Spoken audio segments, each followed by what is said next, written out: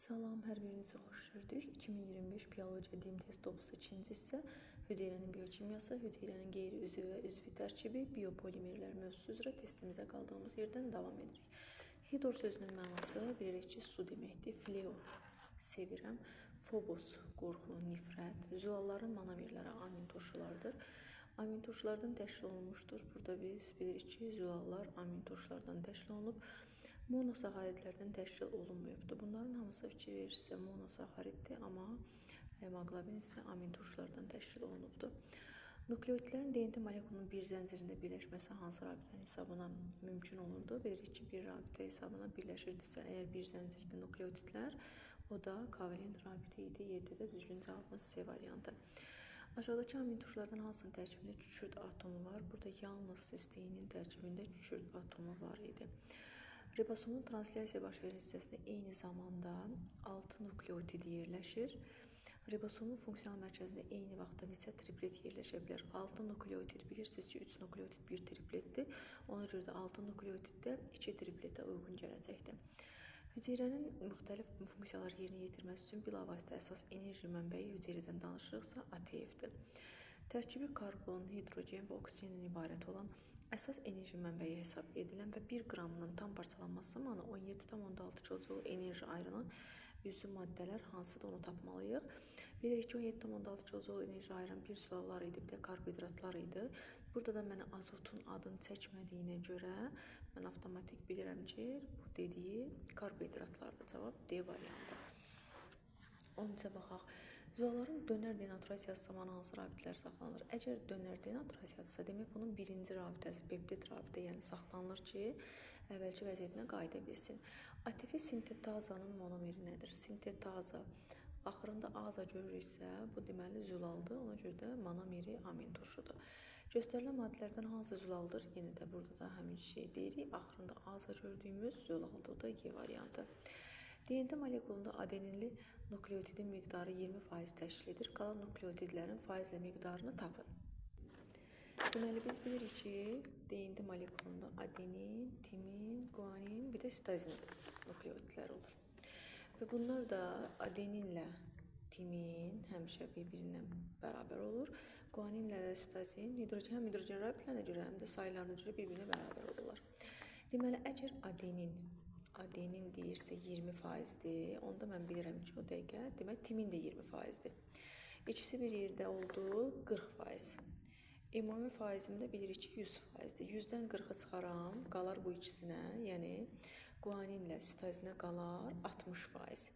Bu 60%-i də bölərəm ikisinə, çünki ikisi bir yerdə 60%-dir. Bunu da ikiyə böləndə düşür 30%. Deməli, buradan belə nəticəyə gəlirəm ki, adenin 20%, timin 20%, guanin 30%, sitazin 30%-dir. Baxaq görək hansı cavab bizə uyğun gəlir. 20, 30, 30 olsun. Orada da olacaq cavabımız D variantı. 17-ci testə baxaq. 372 nukleotiddən ibarət DNT molekulunda 86 adeninli nukleotid vardır. Bu molekulda neçə timin, guanin və sitazin azot əsaslı nukleotid vardır, belirləyək. Deməli, ümumilikdə bizə deyir ki, 372 nukleotid var. Ümumilikdə deyir ki, 372 nukleotid var. Bu nukleotidlərdən də 86-sı adenindir. Əgər 86-sı adenindirsə, onda birbaşa yazıram, 86-sı timindir. Bu ikisini hesablayaq görək neçə eləyir? 172 elədi, demək, ikisinin cəmi. Ona görə də verilən bu 372 nukleotiddən adeninlə timini çıxıram ki, baxım görüm guanin və sitazinin miqdarı nə qədər olacaq? Tapdım ki, 200-dür. 200 nədir? Guaninlə sitazindir.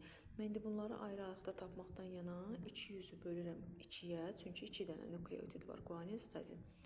2-yə baxıram ki, hərəsindən demək 100 dənə oldu. 100 dənə guanindir, 100 dənə də sitazindir. İndi bizdə uyğun gələn cavabımız hansı oldu? Deməli, dedik ki, timin 38 oldu. Timin, daha doğrusu 38 yox, timin oldu 86.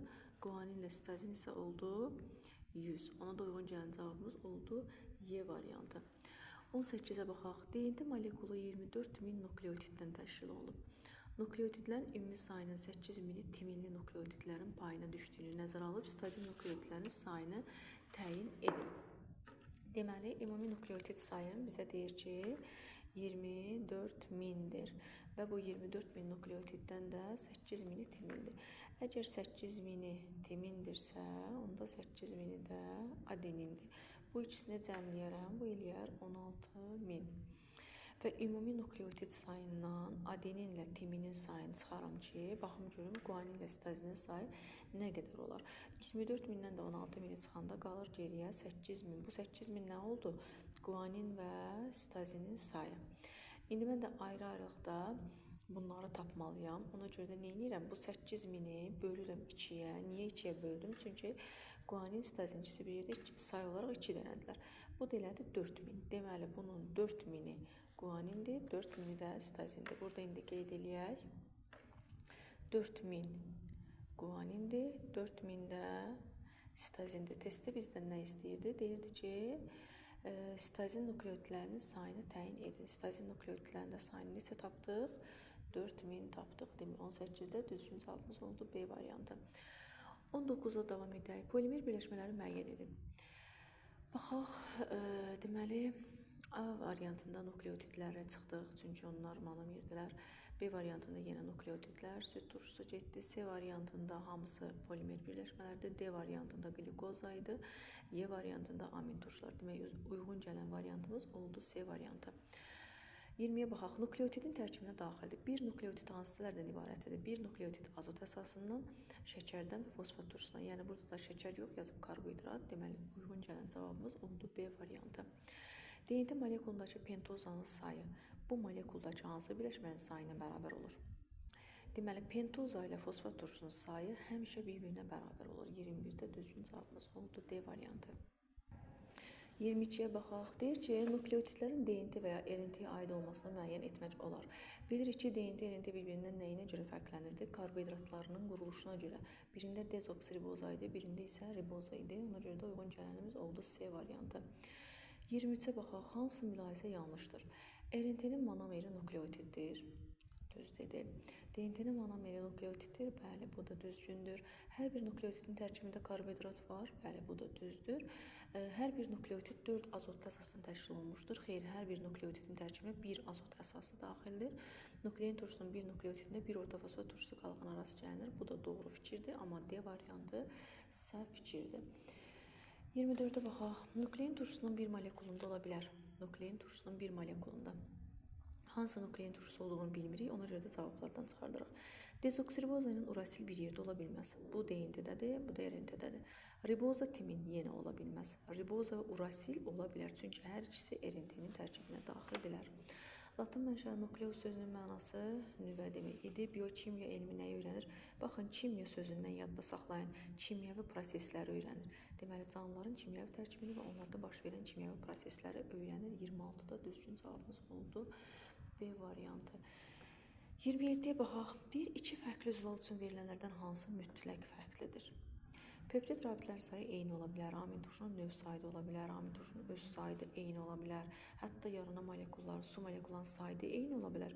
Amma amin turşuların ardıcıllığı fərqli olar. Niyə? Çünki ola bilər ki, biri məsələn insülin zolalıdır, digəri hemoglobin zolalıdır. Bunlarda amin turşular artıq fərqli formalarda düzülürlər. Ona görə də 27-də düzgün cavabımız oldu D variantı. 28-ə baxaq. Hansı karbohidratlar eyni bir canlıda ola bilməz? Baxaq, deməli, xitin və glikogen hər ikisi heyvanda ola bilər. Selluloza və glikogen. Selluloza ilə glikogen ola bilməz. Niyə? Selluloza bitkilərdə idi, glikogen isə heyvanlarda olurdu. 29-a baxaq. Sual işarəsinin yerinə yazıla bilər. Deməli, mənə karbohidratları verib, monosakharid, disaxarid və polisaxarid. Deyir ki, hər üçünə aid olsun. Bioloji katalizatorluq heç birinə aid deyil, çünki fermentlərin xüsusiyyəti, zilalların xüsusiyyətidir o. Polimerdirlər, xeyr, monosakharid, disaxarid var. Suda həll olurlar, poli həll olmur. Polisaxarid şirin dada malikdir. Polisaxaridlər şirin dada malik deyirlər. Parçalama məhsulları, amma hər üçünün nə idi? Karbon, hidrogen və oksigen. Yəni, hər üçünün tərkibi də elə karbon, hidrogen, oksigen elementlərindən qurulmuşdur. Düzgün cavab oldu Y variantı. 30-a baxaq. Canlı orqanizmlərin hüceyrələrində ən çox rast gəlinən makroelement hansılarıdır? Karbon, hidrogen, oksigen, bir də azot idi ki, burada da uyğun gəldi. Deməli, C variantı. 31 ilə davam edək. Lipidlər canlı orqanizmlərdə hansı funksiyanı yerinə yetirir? Baxın, gördüyünüz bütün proseslərin hamısı funksiyalar zülallara aiddir. Yalnız enerji funksiyası həm də lipidlərə də aiddir. Zülallara da aiddir, amma lipidlərə də aiddir. Demək, düzgün cavabımız oldu B variantı. Lizosim molekulunun monomerləri hansıdır? Lizosim molekulu nədir? Lizosim zülaldır. Onun da monomeri təbii ki olacaq. Amin turşu. 33-ə baxaq. Yeni yaranmış komplementar DNT zəncirində neçə timin nukleotidi var? Deməli, gəlin bunu belə yazaq, amma bunun qısa yolu da var. Nədir? Çünki mən bilirəm ki, burada timinlərin qarşısında adenin, adeninlərin qarşısında timin yazılacaq onsuz da. Bu da məndən timin istədiyinə görə elə mən adeninlərin sayına uyğun timinlərin sayı olacaq deyə bilərəm. Amma yeni, yəni başlayanlar üçün biz burada onu qeyd edək. Nə yazıbdı? T, S, G, timin, adenin, stazin, adenin, guanin, adenin, guanin, timin, stazin.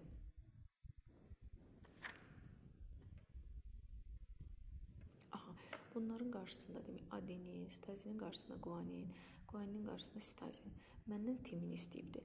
Timinin qarşısında adenin, adeninin qarşısında timin, bu 1. Stazinin qarşısında guanin, adeninin qarşısında timin, bu 2. Guaninin qarşısında stazin, adeninin qarşısında timin, bu 3. Guaninin qarşısında stazin, timinin qarşısında adenin, stazinin qarşısında guanin. Deməli, timin nukleotidi neçə dənə oldu? Baxın, 3 dənə. Nəyin sayına uyğun oldu? Birinci zəncirdəki adeninlərinin sayına uyğun oldu. Deməli, 33-də də düzgün cavabımız oldu B variantı. 34-ə baxaq. Zülalın hansı struktur səviyyəsinin formalaşmasına hidrogen rabitələri iştirak edir? Yəni, zülalın quruluşunu deyib. Birinci quruluş peptid, ikinci quruluş isə hidrogen rabitəsi hesabına yaranırdı. Ona görə də ikinci quruluşu götürürük. Karbohidratlar canlı orqanizmlərdə hansı funksiyanı yerinə yetirir? Bax, gördüyünüz bütün funksiyaların hamısı yenə də zülala xas olan funksiyalardır. Enerji də hətta zülala xasdır. Sadəcə olaraq burada enerji həm də karbohidratlara xasdır. Ona görə də 35-də düzgün cavabımız oldu D variantı. 36-ya baxaq, deyir, plazmidilərin monomerləri hansılardır? Gəlin əvvəlcə deyək, plazmidi nədir? Deməli, plazmidi bakteriya hüceyrələrində olan xromosomdan asılı olmayan DNT molekuldur və yaxud da qısa şəkildə deyək ki, bakteriyanın əlavə DNT-sidir. DNT olduğuna görə indi plazmidilərin monomerləri nə olar? Plazmidilərin monomeri DNT deyirəmsə, demək, nukleotidlər olacaq A variantı. Sonra 37-yə baxaq. Zülalın hansı struktur səviyyəsinin formalaşmasında hidrofob rabitə iştirak edirdi? Hidrofob rabitə 3-cü quruluşda iştirak etdi. Yalnız prokaryotlarda rast gəlinən reduplikasiya xüsusiyyətlərinə malikdir. Deməli, bundan əvvəlkində görürsünüz, plazmidilərə biz dedik ki, DNT-dir. Reduplikasiya da yalnız DNT-yə xasdır. Ona görə də burada da düzgün gələn cavabımız olacaq. Elə D variantı plazmidilər. Bitkilərdə hansı kimyəvi elementin çatışması xlorofilin sintezini pozar? Təbiidir ki, bu maqnezium idi. 40-la davam edək. Polisaxaridlərin suda həll olma qabiliyyətləri nə vaxt azalırdı? Onlarda polisaxaridlərin suda həll olma qabiliyyəti monomer halqaların sayı artanda bunların suda həll olma qabiliyyəti və şirin dadları itirdi. Polisaxaridlərin şirin dadı artır. Monomer halqaların sayı azaldıqda onların şirin dadı artırdı. Suda həll olur. Deməli, bilirsiniz ki, A, D, Y vitaminləri suda yox, yağda həll olan vitaminlərdir. Bir də sellulozada polimer maddədir deyə, deməli, polisaxariddir. O da suda həll olunur. Ona görə 1, 3, 5 olan cavabları çıxıram. 1, 3 və 5 olan cavabları çıxıram. Geriyə nə qaldı? Glikoza, süd şəkəri, bir də xörək tozu. Deməli, 2, 4, 6. Cavabımız oldu B variantı. 43-ə baxaq. Suda həll olunur. Selluloza, glikoza, dezoksiriboza, süd şəkəri, A vitamini və xolasterin. Baxan kimi bilirəm ki, selluloza, A vitamini və xolasterin suda həll olunur. O da oldu 1, 5, 6 C variantı. 44-ə baxaq. Həm DNT, həm də ATF sintezi gedə bilər. Hansı orqanoiddə? Mitoxondridə. 45-də deyir, həm DNT, həm ATF sintezi gedə bilər. Burada da xloroplastda. Deməli, iki membranlı orqanoidlərdə həm DNT-nin, həm də ATF-nin sintezi gedə bilər. 46-ya baxaq. Üzvü və qeyri-üzvü aləmin kimyəvi tərkib arasında fərqi müşahidə olunduğu səviyyə, təbii ki, molekul səviyyəsi idi. DNT-nin bir zəncirindəki nukleotidlərin bir-biri ilə birləşməsi necə baş verir? Bir zəncirdə nukleotid demək, birinin pentozası ilə, yəni şəkəri ilə, digərinin fosfat turşusu birləşirdi. İndi ona uyğun gələn hansı cavabdır baxaq. Deməli, Y variantına diqqət eləyin. Bir nukleotidin pentozası ilə növbəti nukleotidin ortofosfat turşusunun birləşməsi vasitəsilə 47-də düzgün cavabımız Y variantı. 48-ə baxaq. DNT-nin tərkibinə daxil olan azotlu əsasların molekul ölçülərinin nisbəti haqqındakı hansı müddəa düzgündür? Biz bilirdik ki, deməli, adenin və guanin ölçücə və kütləcə bir-birinə bərabərdirlər. Onlar da böyükdür timindən, sitazindən və urasildən. Burada da baxın yazıb adenin ölçüsü guanindən böyükdür. Bunu səhv yazıbdır. Adenin ölçüsü timinə bərabərdir. Xeyr, onlar sadəcə bir-birinə uyğun gəlirdilər. Timinin ölçüsü isə burada deyir sitazinə bərabərdir. Bəli, timinin ölçüsü sitazinə bərabər idi. Bu deməli necə idi yazdığımız? Belə yazırdıq. Bax, adenin bərabərdir guanin. Bu da böyükdür ölçü və kütləcə timin, sitazin və urasildən. Bunu əsasən götürdük bunu. Nuklein turşularında neçə növ azotlu əsas var? Nuklein turşularında bilirsiniz ki, 5 növ azotlu əsasımız oldu. Birinci olsun polipeptid 50-yə baxırıq. Polisaxarid ikincidir, üçüncü tripletdir, dördüncü polinukleotid olsun. Baxaq. A variantından başlayaq. Bax, birinci polipeptid miozin zolanda düzdür. Polisaxarid nişasta düzdür. Triplet dediyi AGS göstərib düzdür. Polinukleotid də RNT-də düzdür. Baxın, bu triplet dediyini üçüncünü hər yerdə üçüncüyə baxıram. Baxıram ki, heç birində triplet yoxdur. Ona görə də mən də deyirəm ki, burada uyğun gələn cavabımız, yəni birbaşa götürə bilərik. A variantıda digərlərini oxumağa ehtiyacımız qalmaz. 51-ə baxaq. Hüceyrənin hansı orqanoidində bir amin turşusunun karboksil qrupu ilə digərinin amin qrupu arasında əlaqə yaranır? Yəni, zülal molekulu sintezlənir. Zülal molekulunda sintezləndiyi orqanoid ribosomdur, B variantı. DNT molekulundakı adenin və sitozin nukleotidlərinin cəmi nukleotidlərin ümumi sayının neçə faizini təşkil edir? Ümumi DNT-də demişik ki, adenin, timin, guanin, bir də sitozin nukleotidləri var. Yazıram, əgər 4 dənə nukleotid 100%dirsə, onda 2 nukleotid neçə faiz olur? X bərabər olur, buradan 50%, demək 50%-ni təşkil eləyəcək. Sonra nə deyir? DNT molekulunda hansı nukleotidlərin saylarının cəmi onlar arasındakı hidrogen rabitlərinin saylarına bərabərdir? Baxın, adeninlə timinin arasında 2 qat hidrogen rabitəsi, guanin ilə sitozinin arasında 3 qat hidrogen rabitəsi var. Deyir ki, bu nukleotidlərin sayı ilə arasındakı hidrogen rabitlərin sayı bərabər olsun. Baxın, 1, 2 dənə nukleotid oldu, 2 dənə də hidrogen rabitəsi. 2 nukleotid, 3 hidrogen rabitəsi. Demək dediyi bu deyil, adenin ilə timini götürəcəm. Burada da düzgün cavabımız olur D variantı.